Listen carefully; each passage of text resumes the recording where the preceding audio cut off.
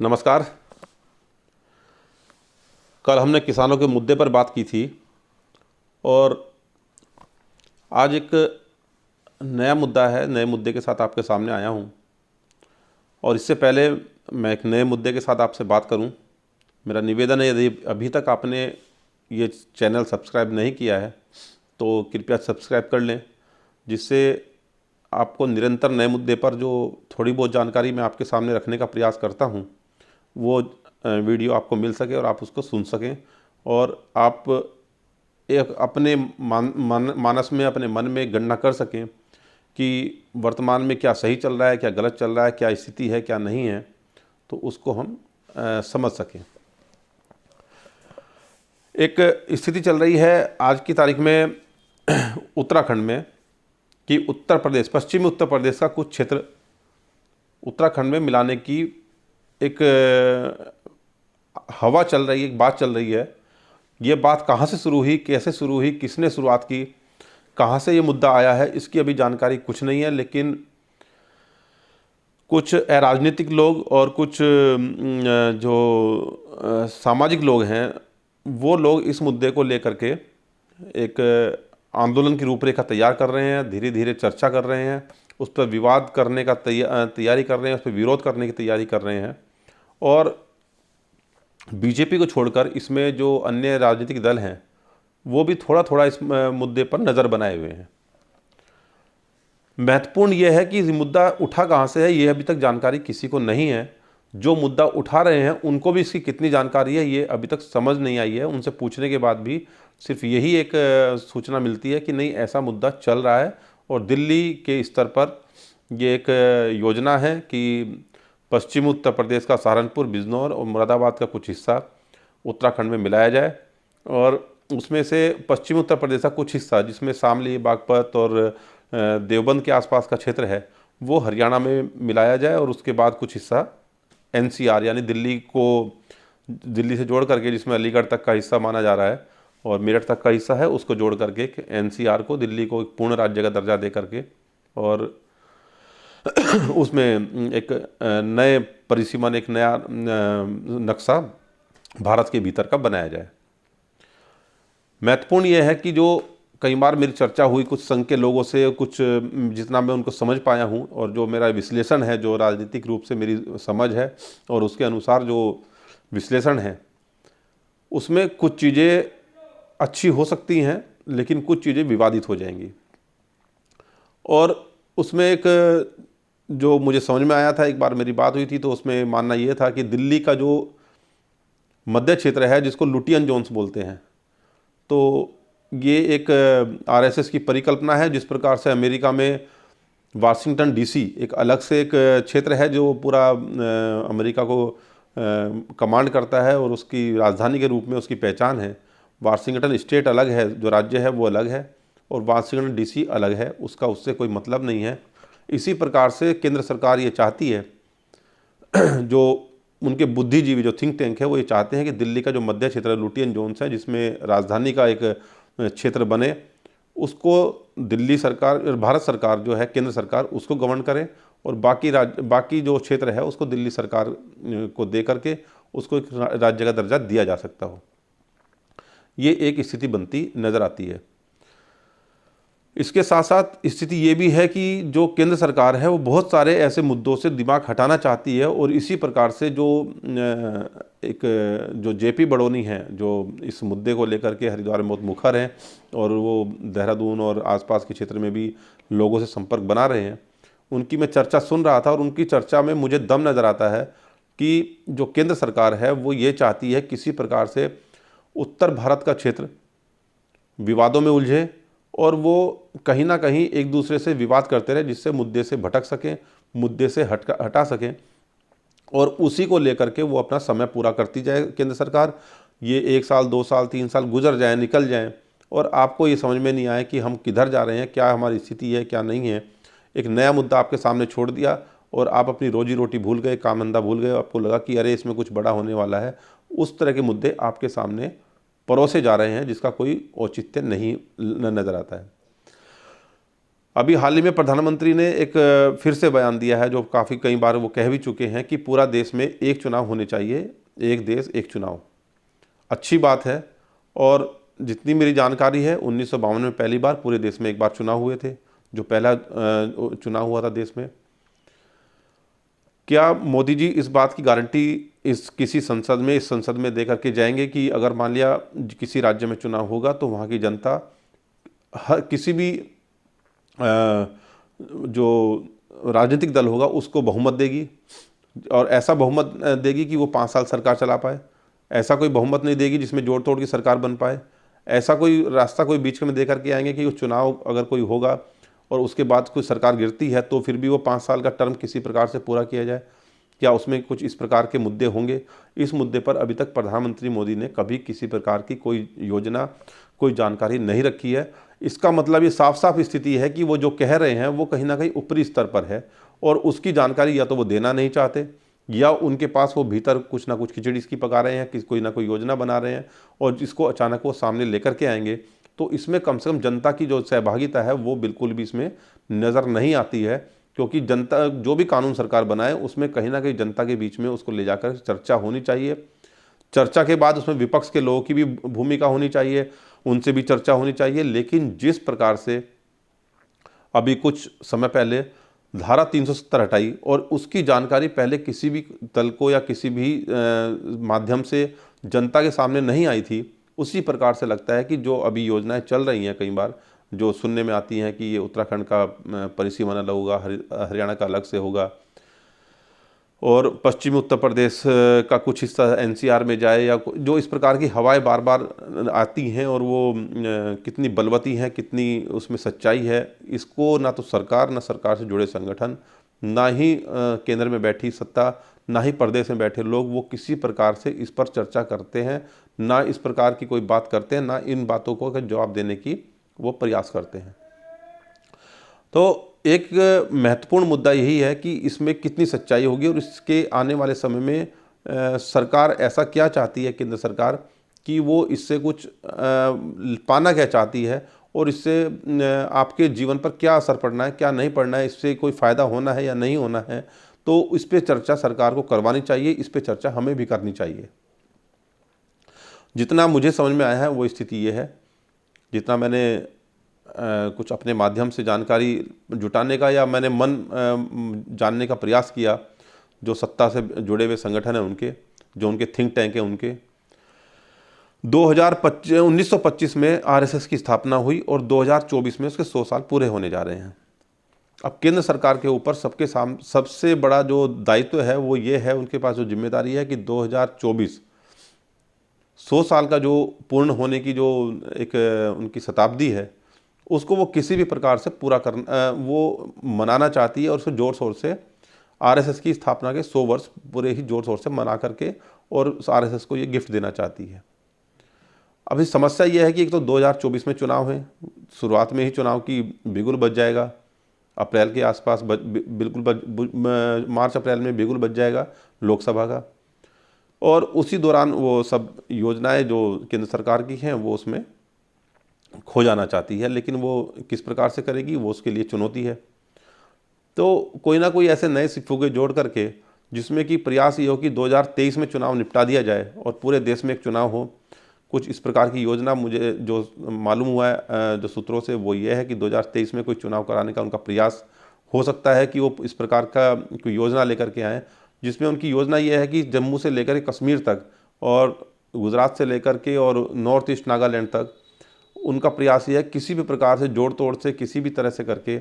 भगवा रंग को पूरे देश में एक बार को वो लाना चाहते हैं। उसके बाद भले ही वो जो भी स्थिति बने वो अलग स्थिति हो, लेकिन उनका ये है कि सभी मुद्दे से दिमाग हटा करके इस वर्तमान में अगले 2 साल के अंदर 3 साल के अंदर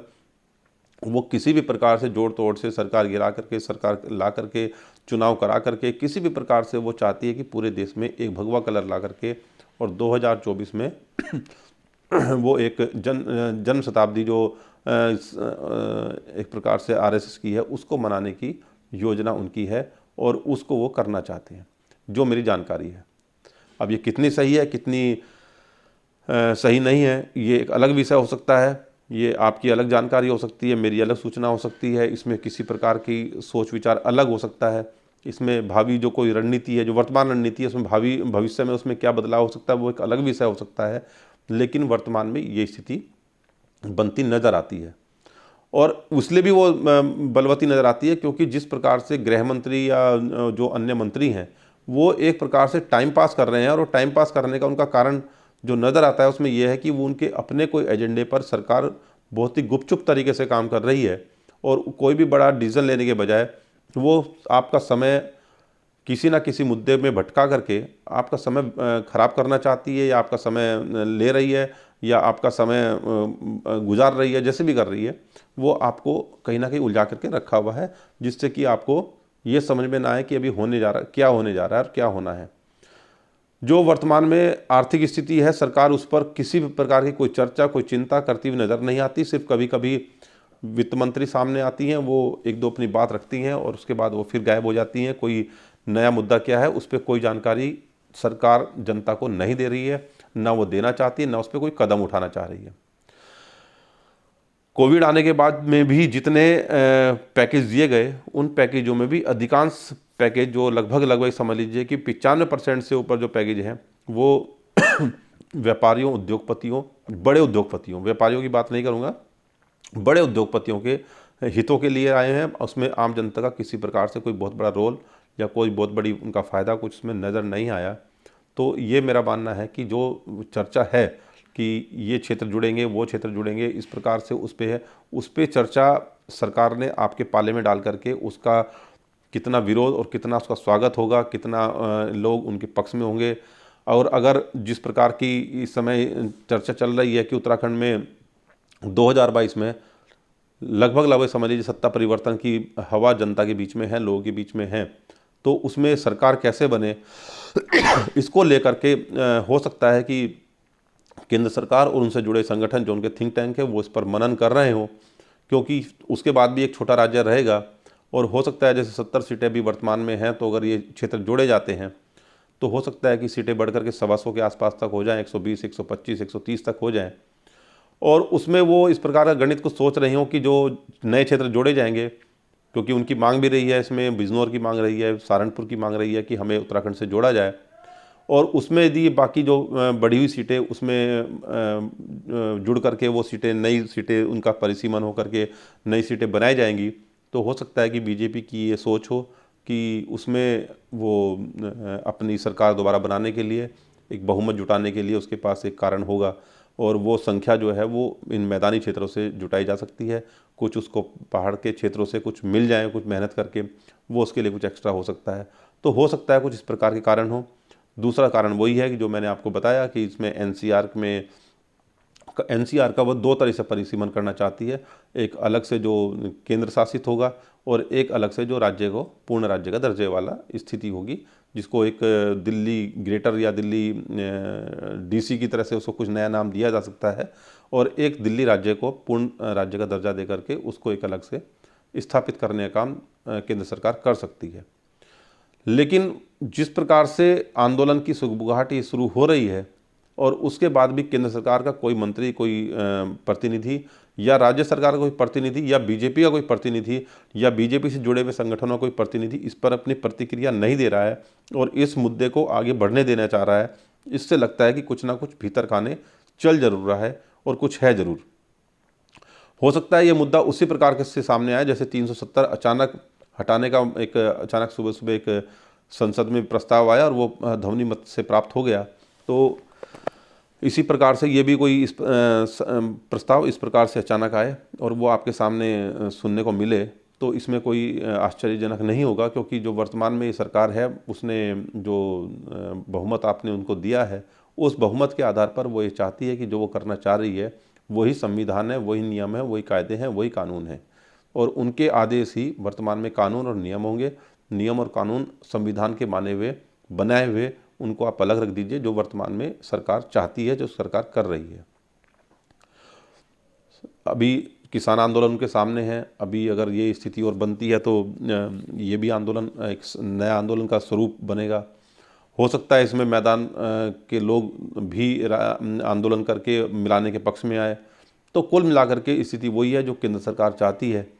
या बीजेपी चाहती है कि लोग विवादों में उलझें और कुछ पक्ष हमारे साथ खड़े हों, कुछ पक्ष विपक्ष के साथ खड़े हों। उनमें से अपना गणित वो बना लेंगे कि इस पर कि 100 में से अगर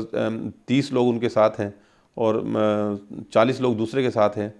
और बाकी 30 लोग बीच में हैं इधर उधर, तो वो उन 30 लोगों को किसी प्रकार से इधर उधर उनको चुनाव में जैसे बिहार में हुआ कि उन्होंने चिराग पासवान को खड़ा किया, ओबीसी को मदद की बीजेपी ने पीछे से, या जैसे उन्होंने गुजरात में नितिन पटेल जहाँ उनको चुनाव हार रहे थे उनके सामने उन्होंने 21-22 निर्दलीय प्रत्याशी खड़े किए और वोट का ध्रुवीकरण कराया। उस प्रकार से वो अपने गणित जो जिस प्रकार से लगा रही है वो गणित लगा करके वो चाहती है कि सत्ता में हम आ जाएंगे। बाकी जो संस्थाएं हैं उनका दुरुपयोग की जो बात आती है वो अलग से मुद्दा है ही है, उस पर मैं कोई बात फिलहाल नहीं करना चाहता, वो कभी किसी और वीडियो में। लेकिन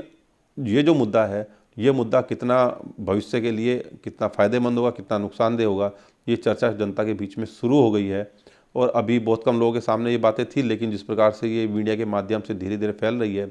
और लोगों ने निरंतर पिछले 2 सप्ताह में बैठ के करके और इस पर विरोध जताना शुरू किया है, तो निश्चित रूप से आने वाले समय में ये और खाई पैदा करने का काम करेगा। उत्तराखंड में जो मैदान और पहाड़ की जो एक खाई थी वो धीरे धीरे भरती हुई और वो उसमें एक दूसरे को आत्मसात करने का जो काम किया था उससे ये खाई और दोबारा से बढ़ने का काम करेगी, बढ़ाने का काम करेगी। और इसमें बीजेपी ने जिस प्रकार से ये आग में थोड़ा सा घी डाला है उसको साफ करना चाहिए कि ये इस प्रकार का कोई मुद्दा है या नहीं है, और मुद्दा अगर है तो वो क्या है और मुद्दा नहीं है तो उसे साफ करे कि ऐसा कोई सोच, ऐसी कोई विचार और ऐसी कोई योजना ना तो केंद्र सरकार की है, ना राज्य सरकार की है, ना आरएसएस की है, ना बीजेपी की है। ये उसे साफ करनी चाहिए जिससे कि इस प्रकार के जो विषय हैं उनको तत्काल ही विराम दिया जा सके और लोगों गुमराह होने से पहले और उसमें आपसी विवाद या आपसी मनमुटाव, आपसी वैमनस्य बढ़ने से पहले वो ही समाप्त हो सकें। तो ये केंद्र सरकार की जिम्मेदारी बनती है, वर्तमान में जो सत्ता में पार्टी बैठी है उस पार्टी की जिम्मेदारी बनती है कि वो इस विषय को, इन बातों को एक साफ करे, क्लियर करे और उसको उस जनता के सामने आकर के ये बयान दे कि इस प्रकार की कोई योजना है या नहीं है, और योजना है तो वो क्या है उसको बताए। कम से कम इतना तो बता ही सकती है कि ऐसी योजना है और योजना आने से पहले जनता के सामने रखी जा सकती है, रखी जाएगी और आपको पहले बताया जाएगा। लेकिन जिस प्रकार से विवाद बढ़े उससे अच्छा है कि हम इस चीज़ों को पहले नेताओं से, जो सत्ता में बैठी सत्ताधारी है, उनसे सवाल करें। आपसे विवाद करने से पहले आप लोगों से भी निवेदन यही करना चाहूँगा जो इस मुद्दे से जुड़े हुए जो बातें उठा रहे हैं, उनसे यही कहना चाहूँगा कि सत्ता में बैठे लोगों से सवाल करें कि और उनसे पूछें कि वास्तव में ऐसा कोई प्रस्ताव है या नहीं है। ये ना हो कि हम जनता के बीच में, लोगों के बीच में इस प्रकार के विवाद कर रहे हैं और बाद में मालूम पड़े कि सूत न कपास और हम आपस में लट्ठम लट्ठा। तो ऐसी स्थिति ना बने, उससे और वैमनस्य बढ़ेगा, उससे खाई बढ़ेगी और उससे अनावश्यक विवाद बढ़ेगा। तो ये सब चीज़ें सरकार को, जनता को, आप सबको, हमको समझनी चाहिए और सवाल करना चाहिए सरकार से कि वास्तव में ऐसा कोई प्रस्ताव है तो वो तत्काल सामने लेकर के आए या उस पर अपना कोई बयान दे, सरकार बयान दे, सरकार से जुड़ी हुई संगठन बयान दे। अन्यथा इस विषय पर विवाद बढ़ेगा और विवाद बढ़ने से जिस प्रकार की राजनीति वर्तमान में हो रही है इससे देश और टूटन की तरफ जाएगा, उसमें खाई बढ़ेगी। और अब तक तो ये हिंदू मुस्लिम में था, अब हिंदुओं के बीच में भी ये खाइयाँ बढ़ाने का काम वर्तमान की सत्ता की जो पार्टी है वो कर रही है, जो आने वाला समय इस भारत के लिए बहुत ही दुखद होगा और बहुत ही अच्छा उस पर नहीं माना जाएगा। इसी के साथ मैं अपनी बात को समाप्त करता हूं और आपसे निवेदन करता हूं कि आप इस चैनल को सब्सक्राइब भी कर देंगे और लाइक तो अवश्य कर देंगे और इस विषय पे अधिक से अधिक चर्चा हो और इस बात पे सरकार से, सत्ता से हम लोग सवाल करें। इसलिए इस वीडियो को आप शेयर करके जनता के बीच में इस विषय को रखने के लिए शेयर जरूर करेंगे और इस बात पे चर्चा भी करेंगे कि ये विषय वास्तव में है या नहीं है। इस पर सरकार और सत्ता के से जुड़े हुए लोग वो अपना पक्ष रखें। जय हिंद, जय भारत।